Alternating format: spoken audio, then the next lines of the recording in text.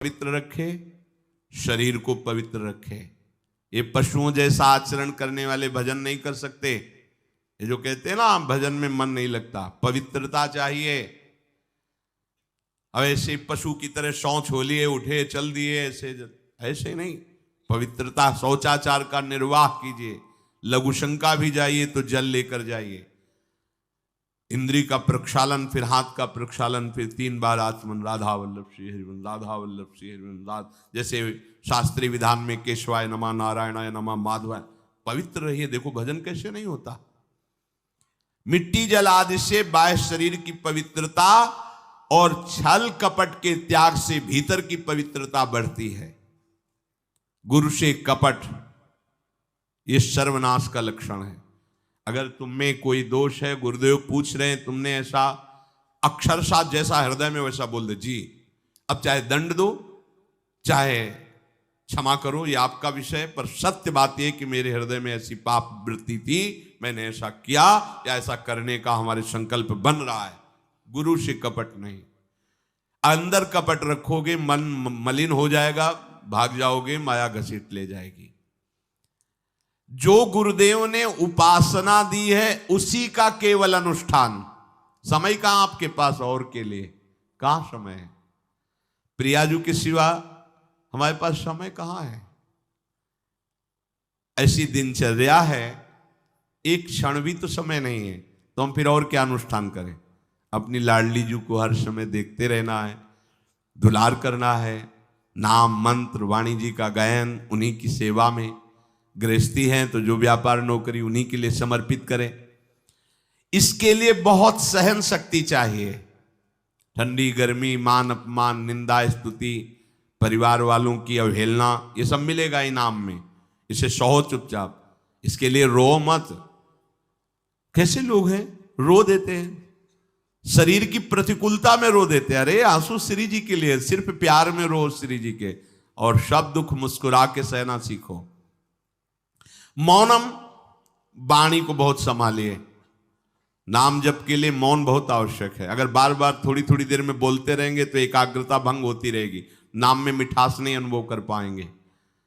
कभी कभी ऐसा होता है, ये जाम हो जाता है, बोलना भी चाहे तो नहीं बोल पाते, क्यों? क्रम टूट जाएगा। शाम के समय जैसे किसी से मिलना जुलना नहीं, तो तभी लोग पूछते मौन हो क्या? तो फिर नहीं, मौन नहीं, क्या बात, इशारे समझ लो जो काम, चलो। क्योंकि अगर निरंतर मंत्राकार वृत्ति तो बोलने की भी हिम्मत नहीं रह जाती। पर वहां तक पहुंचने के लिए वाणी का मौन आवश्यक है। मौन का मतलब ऊ करना नहीं है, आवश्यक हो तो शब्द बोल दो, नहीं अधिकतर मौन रहने की चेष्टा करो।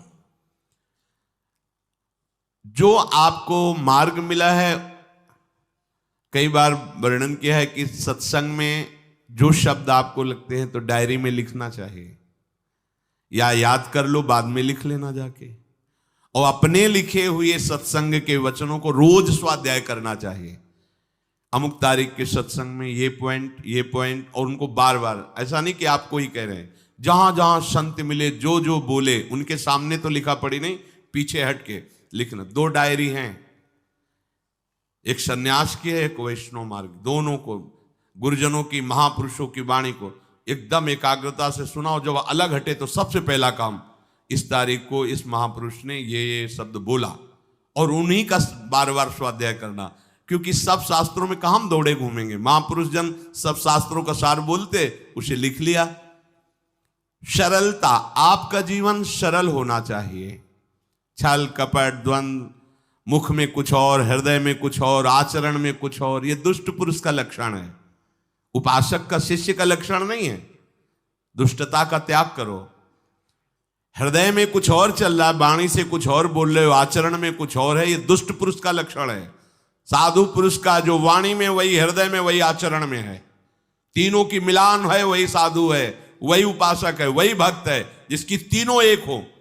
वाणी से जो बोला वही हृदय में है, जो हृदय में वही आचरण में है। यहां वाणी से कुछ बोल रहे, हृदय में कुछ चल रहा है, आचरण कुछ और बता रहे, ये ठीक नहीं। सरलता का तात्पर्य है मन, वचन और कर्म, ये तीनों एक होने चाहिए।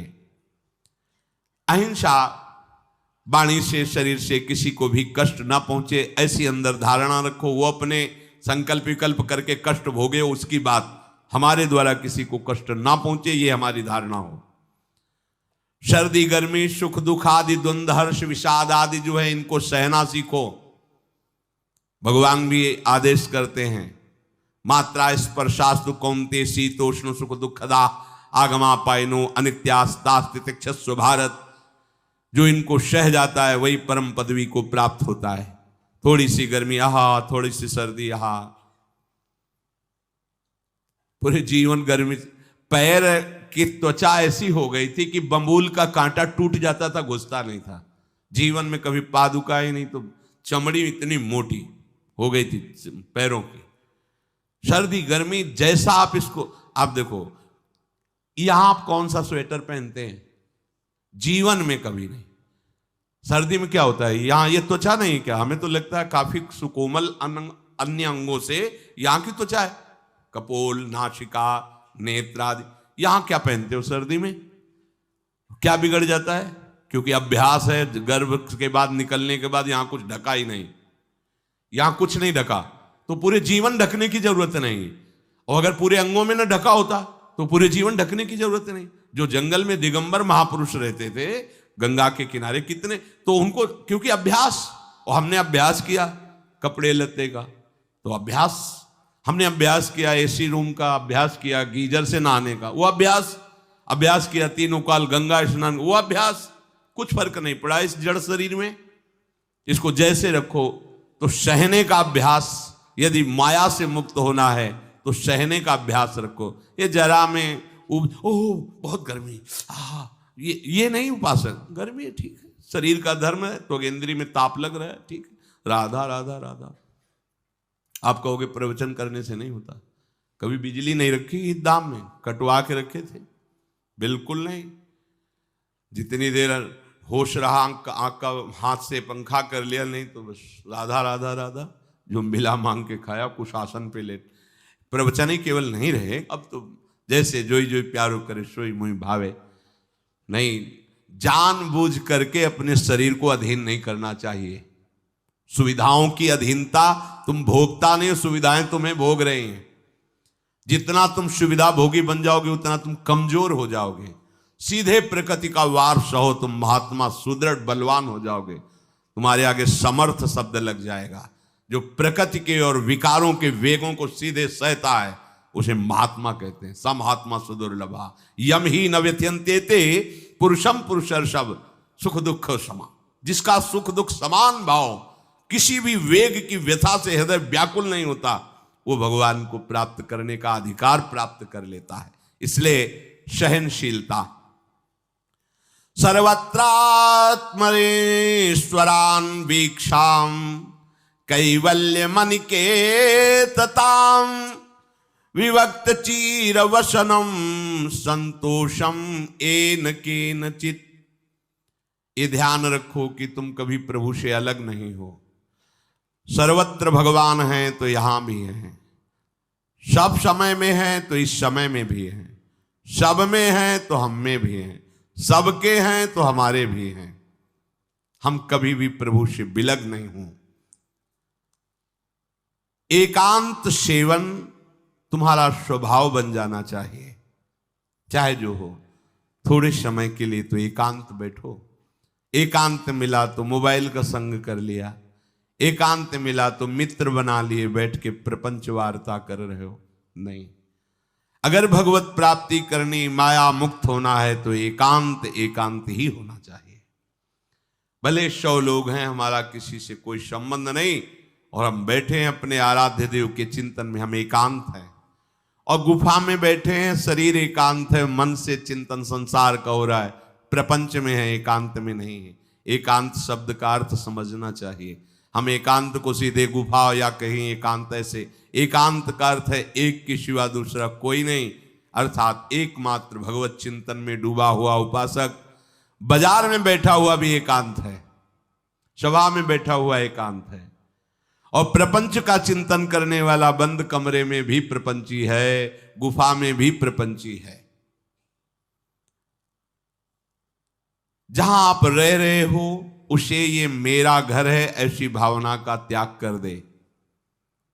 अनिकेत ये भगवान का दिया हुआ वास स्थान है। कुछ समय के लिए इसमें शरीर निर्वाह कर रहे हैं, ये भी छूटेगा और ये भी छूटेगा। जैसे स्टेशन में बैठा आदमी आराम से, पर वो बैठा इंतजार कर रहा है कि कब हमारी गाड़ी आवे और उस पर हम यात्रा करें। बस ऐसा ही कुछ स्टेशन जैसा विश्राम है। कब मृत्यु आवे, शरीर छूटे, हम प्रिया प्रीतम को प्राप्त हों। ये न मेरा था, न मेरा है, न मेरा रहेगा। ये न मेरा था, न मेरा है, न मेरा रहेगा। गृहस्थ हो तो पवित्र वस्त्र पहने, और त्यागी हो तो जैसे मिल जाए भगवत कृपा से वैसे वस्त्र पहने।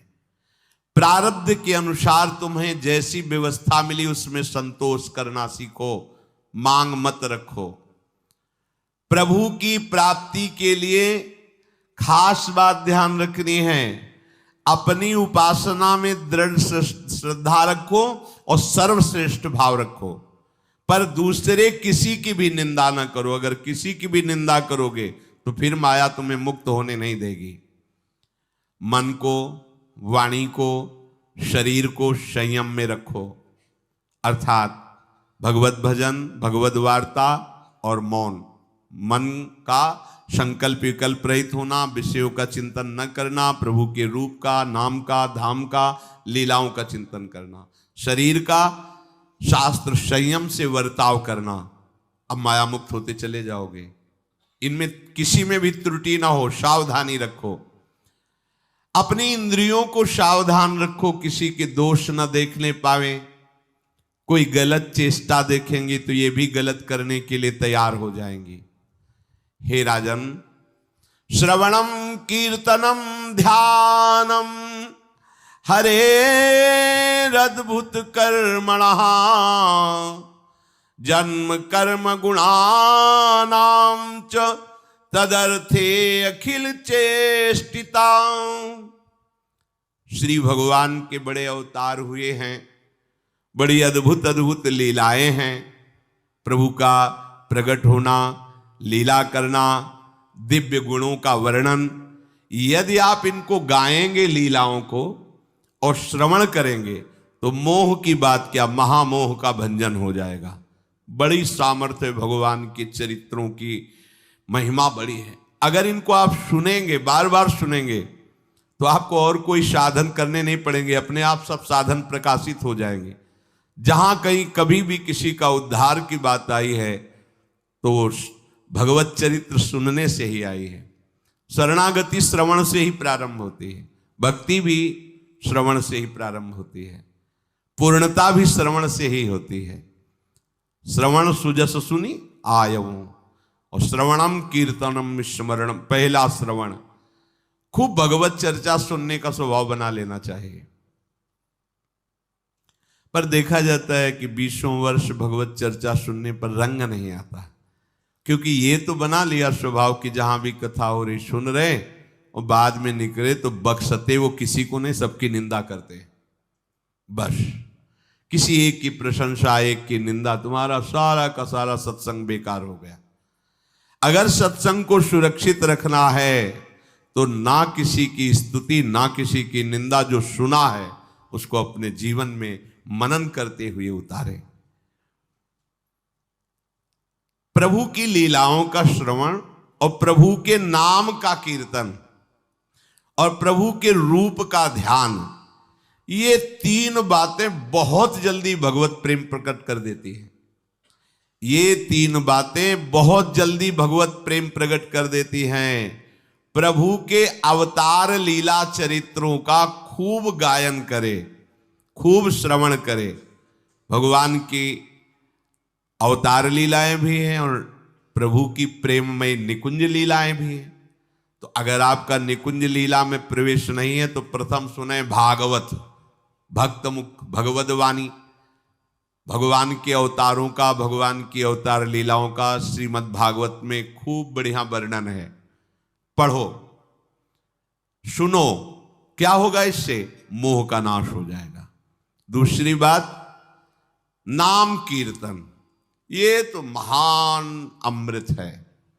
बिल्कुल विश्वास कर लो, नाम कीर्तन अमृत है।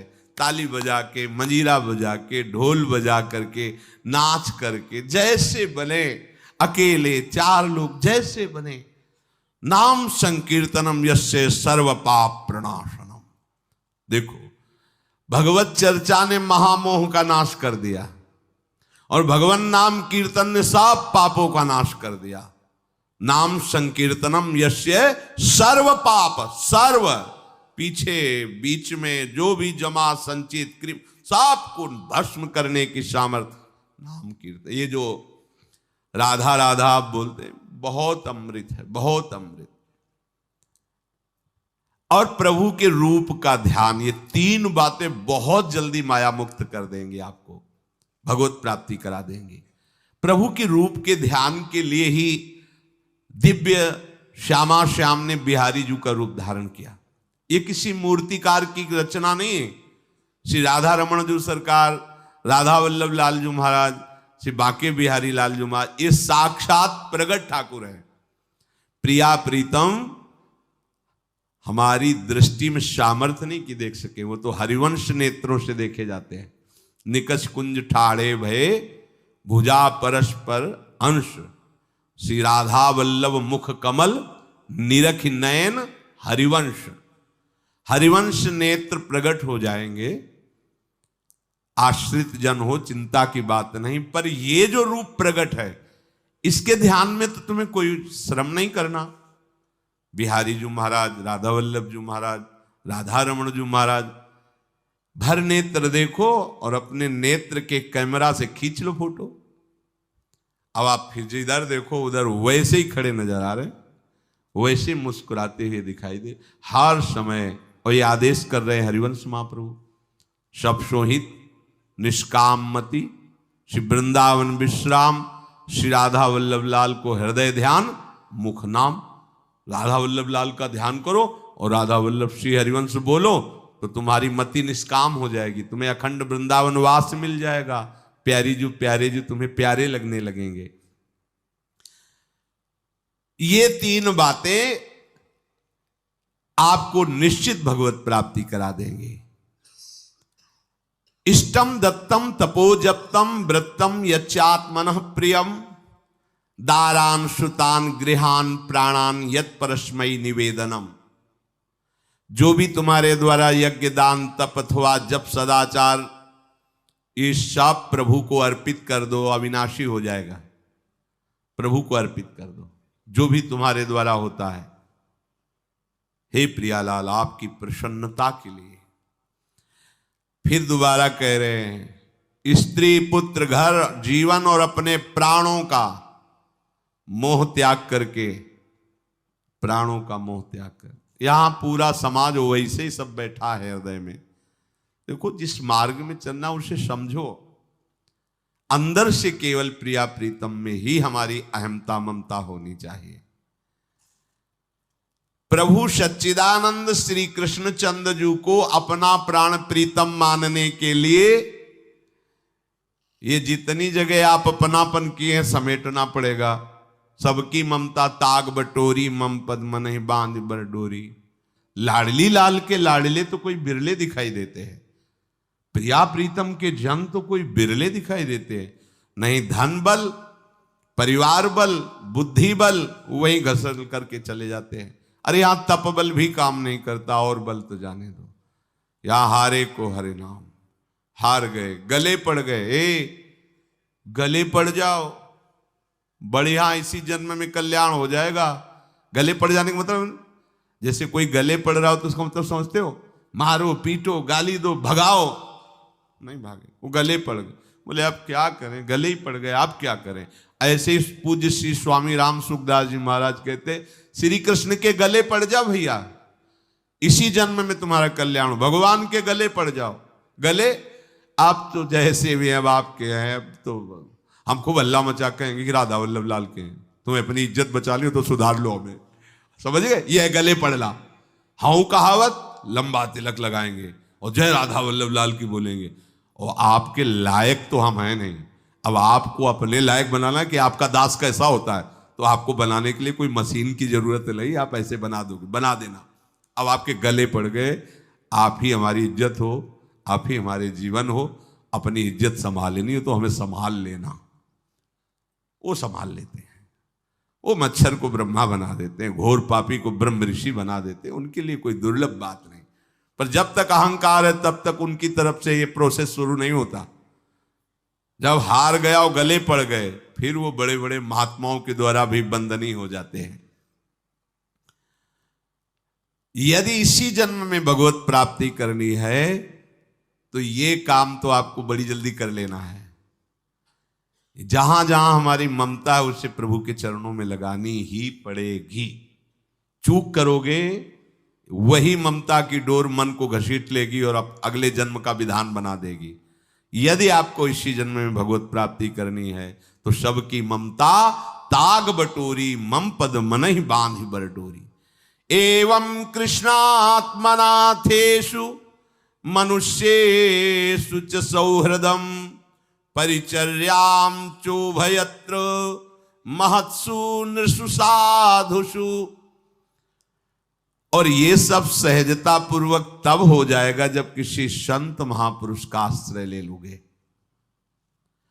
जिन संत महापुरुषों ने अपने समर्पण के प्रभाव से, भजन के प्रभाव से सच्चिदानंद भगवान श्री कृष्ण को अपनी आत्मा के रूप में साक्षात्कार कर लिया है, यदि उनसे प्रेम हो जाए, संतों से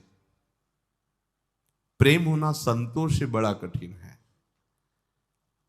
अभी कोई मुस्कुरा के तुमसे कह दे कि कई दिनों से हम तुम्हें देख रहे थे या देख रही थी, बस तुम्हारे मन को कोई निग्रह विग्रह करने की जरूरत नहीं, वो घसीट जाएगा। वो बड़े भाग्यशाली हैं जिन्होंने संतों से प्रेम किया। यहां कह रहे हैं ये जितनी बातें बताई गई, दया, तितिक्षा, मौन, मनोनिग्रह, इंद्रिय निग्रह, परिवार की ममता का त्याग, भगवान से अपनापन, भागवत धर्म का प्रादुर्भाव होना, ये एक साथ सब हो जाएंगे केवल तुम्हें गुरु चरणों से प्रेम हो जाए, संत चरणों से प्रेम हो जाए। क्योंकि उन्होंने सच्चिदानंद स्वरूप भगवान कृष्ण को अपने प्रेम बल से अधीन कर लिया है। यदि परोपकारी संत जनों से हमारी प्रीति हो जाए तो हमारा स्वभाव बदल जाएगा। संतों से प्रीति है, ये तुम्हारे स्वभाव से परिचय मिलेगा। क्या? परस्परानुकथनम पावनम भगवद्यशः मिथो रतिर्मिथस्तुष्टिर निवृत्तिर्मिथयात्मनः। जब संतों से प्रेम हो जाता है तो स्वभाव बन जाता है क्या? भगवत चर्चा करने का। अपने लोग जब नई अवस्था में तो भिक्षा के लिए चले और आगे संत मिल गए, 2-2, 3-3 घंटे धूप में खड़े भगवत चर्चा हो रही, नीचे धूल जल रही, ऊपर से सूर्य ताप है और खड़े 2-2, 3-3 घंटे चर्चा हो। शाम की किसी बात पर छिड़ गई तो ये शास्त्र 12-1 रात्रि के बज रहे, वो प्रसंग पूरा और उसका निर्णय, रात दिन उसी की चर्चा। स्वभाव बदल जाएगा, कुछ और अच्छा नहीं लगेगा। परस्परानुकथनम पावनम भगवद्यशः, परम पवित्र करने वाले भगवान की बातें वो परस्पर करने लगते हैं।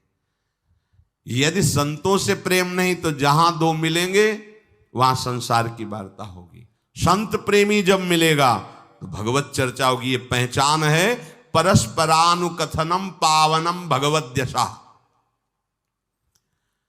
आपस में इकट्ठे होकर नाम कीर्तन करना, भगवत चर्चा करना। पर मिथोरतिर, जो प्रपंची लोग हैं उनसे उनका संबंध नहीं होता। मिथस्तुष्टि, जो भोगी लोग भोगों में सुख प्राप्त करते हैं, उपासकों को उसमें नहीं।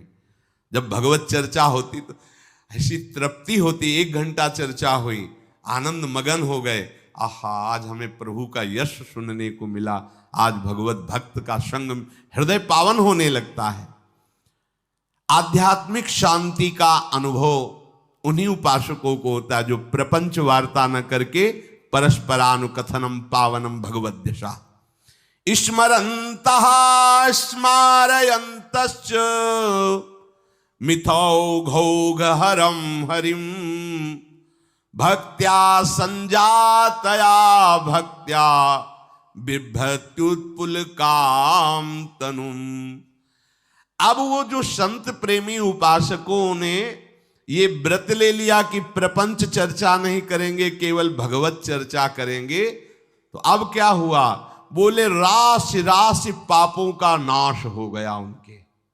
आहा, वो ऐसे श्री कृष्ण स्मरण में रम गए, दूसरों को श्री कृष्ण स्मरण कराना, स्वयं स्मरण में रमना। अब उनके हृदय में प्रभु से प्रेम का उदय हो गया। अब उनके हृदय में जब प्रेम उदय हुआ तो क्वचिद रुदन्त्यच्युत चिंतया क्वचित दशन्ति नंदन्ति वदन्त्यलौकिकाः नृत्यन्ति गायत्यनुशीलयन्त्यजम् भवन्ति तूष्णीं परमेत्य निर्वृताः। उनके हृदय की विलक्षण दशा होने लगी। वो कभी ऐसी घोर चिंता में डूब गए कि इतना समय हो गया, अभी प्रियाजू का दर्शन नहीं हुआ, प्रियाजू हमसे बात नहीं किए। चिल्ला चिल्ला के रोना शुरू, शुद्ध नहीं मैं कौन हूं, कहां बैठा हूं, ऐसे ये प्रेम उदय हुआ। अब वो चिल्ला चिल्ला के रोना शुरू कर दी। हाय मैं किसके पास जाऊं, किससे पूछूं, कौन मुझे प्रियालाल से मिलाए, बस तड़पना शुरू। सोचते सोचते ऐसा रोना, बेशुद्ध स्थिति। उसी में देखते हैं अरे प्रियालाल तो गलबैया दिए हुए जा रहे हैं। बस ऐसा स्फुरण हुआ कि वो आनंद मगन हो गए, एकदम मन प्रसन्न, तन प्रसन्न। अभी शोकित थे, अभी आनंदित हो गए। और वो इतने आनंद मगन हुए कि लोकातीत होकर बात करने लगे प्रिया जी से। कोई है नहीं सामने, दिखाई नहीं दे रहा अन्य को, लेकिन उनके सामने प्रियालाल उनसे बात कर रहे हैं। सुना सुना करके सुंदर सुंदर पदों का गायन कर रहे हैं, राग आलाप रहे हैं। और राग में कभी ऊंचा नीचा स्वर की बात नहीं है प्रियालाल के लिए। फिर इतने आनंद में भर गए कि नाचने लगे, झूम झूम करके नाच रहे। लोगों को लग रहा है कोई है नहीं सामने, कैसे ना, ओ प्रियालाल सामने। प्रियालाल को देख रहे, प्रियालाल को पद सुना रहे, प्रियालाल के सामने नाच रहे। और कभी कभी अरे वो तो हमें छोड़कर चले गए, फिर चिल्लाकर रोने लगते हैं, खोजने लगते हैं। कभी कभी अरे वो तो मुझे हृदय से लगाए हुए, एकदम शांत समाधिस्थ, ऐसी भाव दशाएं उसकी होने लगती हैं। तो जो इस प्रकार गुरु की शरण होकर उनकी आज्ञा पालन करते हुए, संत जनों से प्रीति रखते हुए, परस्पर भगवत चर्चा करते हुए, नाम कीर्तन करते हुए, भगवत रूप का ध्यान करते हुए, प्रतिपल प्रभु का चिंतन करते हैं, उनको इस दुरंत माया से पार होने के लिए